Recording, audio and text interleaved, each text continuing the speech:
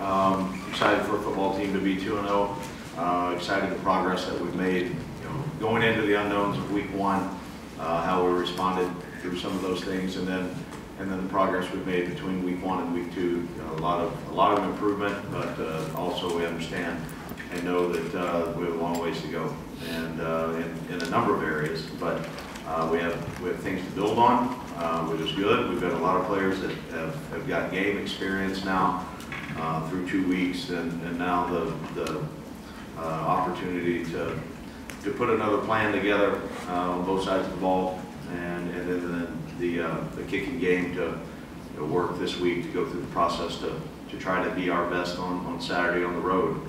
It's a new opportunity, a new challenge. Our guys are embracing the ability to go do that, and it's a lot of fun to work with this group. So it'll be a great challenge on Saturday night, and we look forward to it. Barry, when Rashad Floyd went down, this week was looked at as the earliest he could return to you guys. Where is he in his rehab, and is there any chance he plays Saturday? He ran today and ran again. I guess Sunday evening he ran and then ran again a little bit today, but I wouldn't say he was in any position yet at this point. If we could just get him out there and run straight ahead, then he could do it. But the change of direction and some of those things, he won't be game ready yet Saturday, but he's getting closer every day.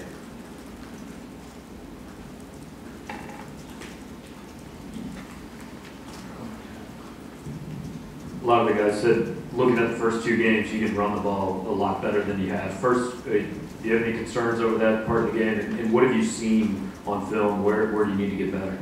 I think it starts with a number of things, and we rushed for over 200 yards the other night, which is a good thing. But we're going to have to be able to control the line of scrimmage at times and be able to go, get the running game and between the tackles and then the perimeter run game both. That's got to be an advantage for us. We've got the people in the right places to go do that, and we just got to keep working at it. And I think we've also got to be creative enough in how we run the ball. I don't say that or think that we're a team that can line up and run the power play 25 times a game. That's not really who we are either. But we've got to have some run game presence. So I thought that offensively did some things the other night to give us an advantage in that area when we needed it, and when we wanted to slow the game down. No matter how many they had in the box, we were able to still you walk away from a game and you rush for over 200 yards. We've got work to do in a lot of areas, and that'd be one of them. Our tailbacks and the quarterback run game, how we're going to include that a little bit, and then some of our slot receivers and the ability to get them the ball. Also look at the chance to get the ball in the perimeter quick and bubble and now screens. That's almost an extension of a toss play. So there's a lot of different ways that we can take the stress off of having to throw vertically in different ways. But we've got to we've got to be better in a lot of areas, and that would be one of them. Coach, Drew talked about this a little bit. You have opportunity to start 3-0. Obviously, the last couple of years, the start have been as good. How much would it mean for this program, building momentum, and just having the chance to start the year 3-0? Well, anytime you're winning football, I mean, that causes and creates momentum. The focus, after the first 2 weeks is try to go 1-0 this week. I know that's boring and coach talk and all the other things, but that's what I want to be. And I want our team to embrace the chance to prepare and go try to get this win this week. And they understand what it's going to take. They understand that we're going to have to play really well, we have to bring our A game, and that if we take all that approach and then we line up on Saturday night for 4 quarters, and however long they let us play, that we go put that into action, then we'll have that opportunity to put ourselves in position. Then we can talk about how we played on that game. But if we start looking too far ahead or too far behind, that's not very good for me to allow our guys to do. It's not very wise. We need to worry about the here and the now, and make sure that we focus on being our best today. It's pretty good practice, but we need to be a lot better tomorrow. And I'm should go back, and I don't want, I know you guys are sitting there looking at me and you seem a little tired too, but I don't want to be boring, okay? But, I said I want it to be boring, the answer, but it's, that's what we need to be. We need to embrace the opportunity to prepare and work for this opportunity, because you don't know when you get another one. Now, through that opportunity, does that create a chance to win and be 3-0 and create more momentum? Absolutely, and that's a great thing. So we'll keep working. I want to keep blinders on, keep our head down, and try to take a very, very business approach in our process of getting there. Barry, regarding that QB run right here, first of all, do you... Which QB run? All of it, with Drew. Do you expect him to be a bit more aggressive, first of all, with the run game and take those scrambles when he has a chance after last week? And also, do you think that sort of served as a wake-up call for the other backs that Drew was, I think, most in yards per carry last week? Well, I think you look at, through his read, if that read is there, then he's going to take it. He's athletic enough and smart enough to go do it. We've got to protect the football, and also, we don't need Jamel Holloway out there. I know you're too young to know who Jamel was, but we've got to do a great job on making sure that's we're not putting him in position to go do that, but sometimes through his read process, so that's where it's going to go. And he made some smart decisions the other night. I also know, like I mentioned earlier to Gabe, that we're going to have to be creative in running the football, just like the different route concepts that we've got throwing the ball. The things that you always try to grow your team and push it forward, move it in a position to put those guys to have success, and that's part of it. Now, if we're going to line up and say that Drew's going to run the ball 20 times a game, that probably wouldn't be real wise, but there's going to be times that he's going to have to go get some yards up with the ground game. Hey Barry, here in the back. I remember at the safety net luncheon over the summer, you mentioned that you'd always wanted to be a firefighter. So I was wondering, what are your thoughts on, or what do you remember about September 11, 2001? Well, I was the head coach at Rockbridge High School and a teacher there during that time, and just finished my first class session and went back into a little office there, and it was on the radio. It sounds and seems, it was eerie because the broadcast that was coming over the radio during that time, you almost didn't believe it, and then you would go back. I was they had me down in the dungeon, down in the basement, and went upstairs to where real life was, where all the other teachers and everybody was huddled around a TV.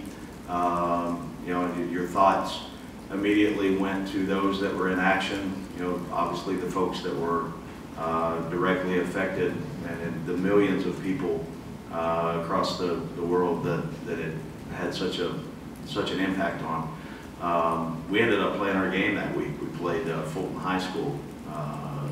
There was a lot of decisions on do you or don't you, and but very, very vivid memories about it, like everybody does. And it's something that impacted and changed not only our country, but our entire society and world as we know it. Well, easy transition after that question, I guess. Speaking of looking too far back, will you use last year's Purdue game to motivate the guys at all, or is that kind of an individual thing? We used it just on lessons learned so many times last year, and some in the off season on just looking at the reasons why at times we had success and why at times we were so poor.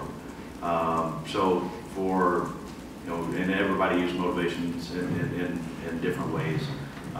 For me and my approach to our team this week is we've already addressed that one so many times that don't really need to go back there. They know what's out there. They know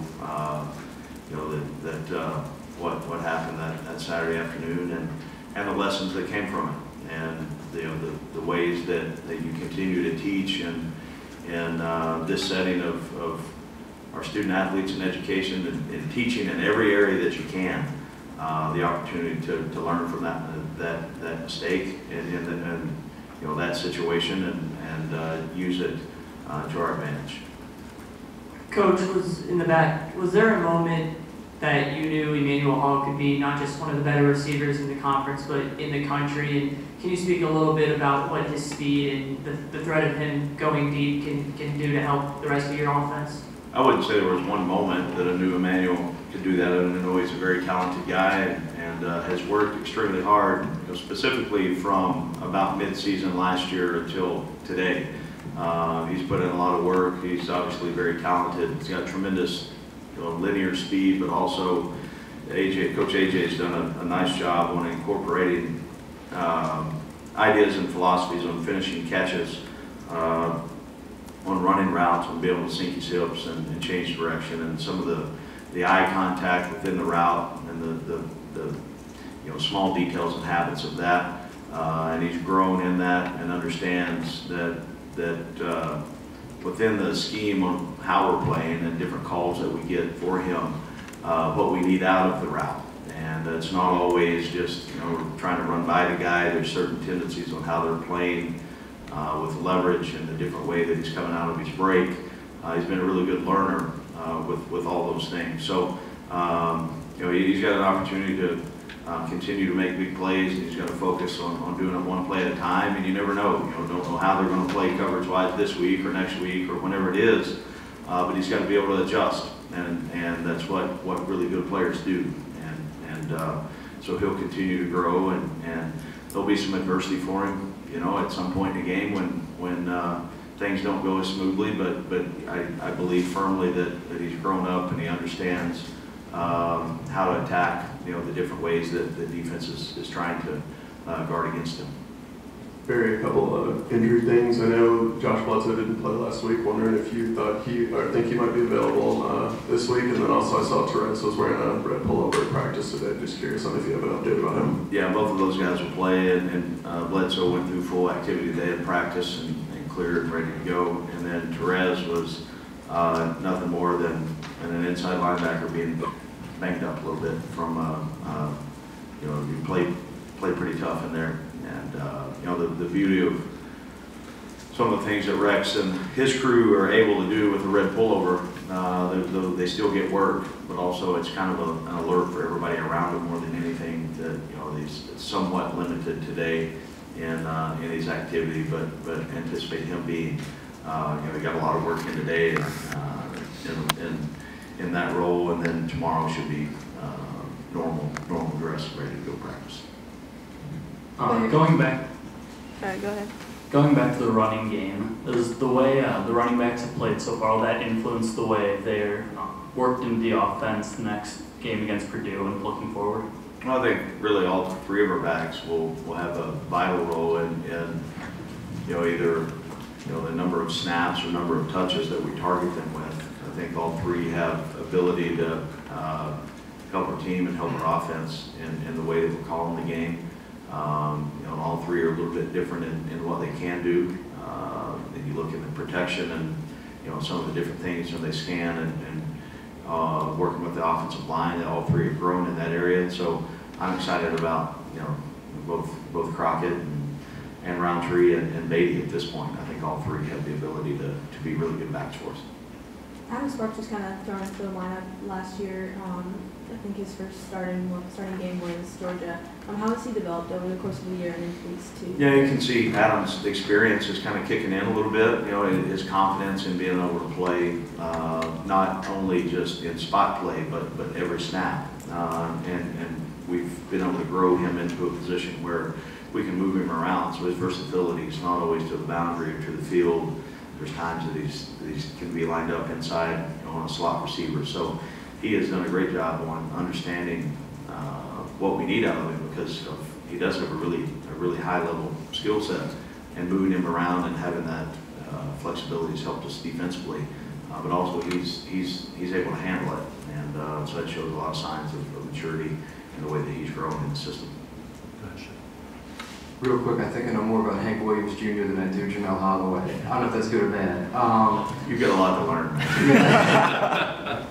Agreed.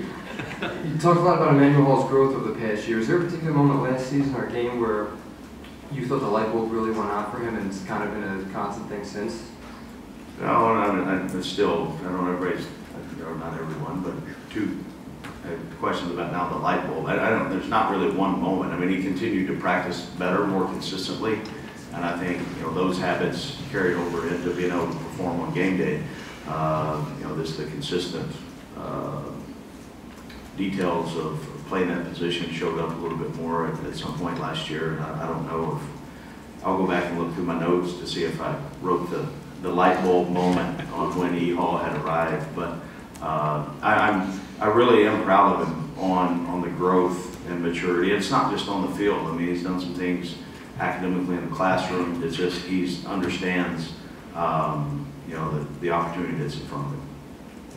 Barry, what concerns you most about Purdue's offense and their personnel, and then would Perkins be next guy up at Brantley's position with him out? Yeah, Perkins will start there at that spot, and I think that he's going to. He's got reps. He's played in games. Anticipated playing really well. He's excited about it, and it's a great opportunity for him and for us to continue moving forward. Offensively, they're really, really explosive. And you look at number 4, wherever he is on the field, we better know about it because he can go from anywhere. And they try to get him the ball. They do a lot of things, on being able to get a right call on, depending on the look that you're showing defensively. And then I think the 2 tailbacks I'm overly impressed with the way they run. I mean, they run between the tackles, they get on the perimeter, they run tough. They seem to get better as the game goes on. They've got skill. There's guys that we recruited at the receiver position that are playing for them now and starting, and their quarterbacks are, they're savvy enough and talented enough to make a lot of throws. So they're going to present a lot of challenges for us. And you've got to be your eye discipline is maybe as huge as it's ever been on some of the things that they present to you, on making sure that your fundamentals, your on snap footwork, your eyes, your keys, your habits, all those things one play at a time are in check, because if not, they'll find a way to expose it pretty quick. Barry, you mentioned Adam Sparks and how he's come along, but that whole secondary in general, playing 2 pretty clean games to start the season, where's their level of confidence, especially compared to where they were at this point last season? Yeah, it's growing, and it's better. It's a better group than we've had, since I've been in this chair. Just their practice habits, the way they communicate, the way they work together, their willingness to be coached, and the opportunity for them to go compete. They enjoy it, and there's a lot of guys that are playing for us in the back end, and we've got to continue that and grow it, because it's going to take. It's a long season. Everybody knows, and the number of guys that have played up to this point are going to continue, and I think that makes us better. It makes us a better defense and a better team when there's real competition still going on, and guys are playing, and they're not just playing because they've earned the opportunity to go play, and they've made plays on Saturday. So anyway, we've got to keep pushing, because it could be a good group if we keep on taking the steps we need to. Coach, I think you touched on this a second ago, but the Rondale Moore kid on Purdue who has who had over 300 all-purpose against Northwestern, does his speed sort of jump off the game tape to you? Yeah, it looks like it's in fast forward. I mean, really, he's dynamic with the ball in his hands, and he has a pretty good first game for a freshman, right? He set the whatever record, all-time record of all-purpose yards or whatever, and it showed. I mean, he's got a different speed on the field, different gear, and you got to be aware of where he is. Talented kid. Coach, when you use a historical comp like that, do you have guys who are students of the history of the game? Do you know guys you could use that on and they would understand, or do you have to kind of rein yourself back a little when you try to talk about the history of football? So, I didn't hear that first part, I'm sorry. Oh, about using a historical comp like Jamal Holloway and with your guys now. Are there students of the history of the game? They think I'm like ancient old, and it wasn't that long ago I was playing. So there's a lot of teaching that's going on. There's a lot of blank stares, sometimes like I'm getting here, on what are you talking about on some of the history of the game of football. I told a story the other day about Ronnie Lott, who was one of the greatest guys that I followed and loved. And it's not that like that Lott's all that old, but that's the reason he wanted to play the game. He lost part of his finger and kept on playing, and I think some of the times the guys look at me like I've lost it. That's okay. Barry, with Purdue off to the start it is, you coming off a loss to Eastern Michigan, do you have to do anything to warn your guys that they're probably a better team than 0-2? Yeah, you look at the things, and I don't think we've had to spend much time on that because they know the skill that they have. They also look at both of those games, and it could have been on the last possession, really, in both weeks. They could be 2-0 really easily, but it came down to the last possession in both games. So, you know, they're a talented group. They got great coaches. They'll be ready and amped up to go. We'll get their best shot. Got time for one or two more. We'll go to the back of the room here. Coach, last week, a lot of people were making a comparison from Drew Lock to Josh Allen, who played at Wyoming last year. Does Drew remind you of any quarterback maybe from your era that you played against when you were a linebacker here? No, it was a different world then. Speaking of historical references, you know, it was more of an option power football league when we were in it. You know, I would take a shot at my good buddy Corby Jones at this point about his throwing ability, but comparing it to Drew, but I won't. You know, Drew's his own guy, and obviously a talented guy. He's got a lot of physical abilities, but also, you know, the football IQ part of it is growing for him, and it's at another level on his understanding of how to play the game. Wraps up, man.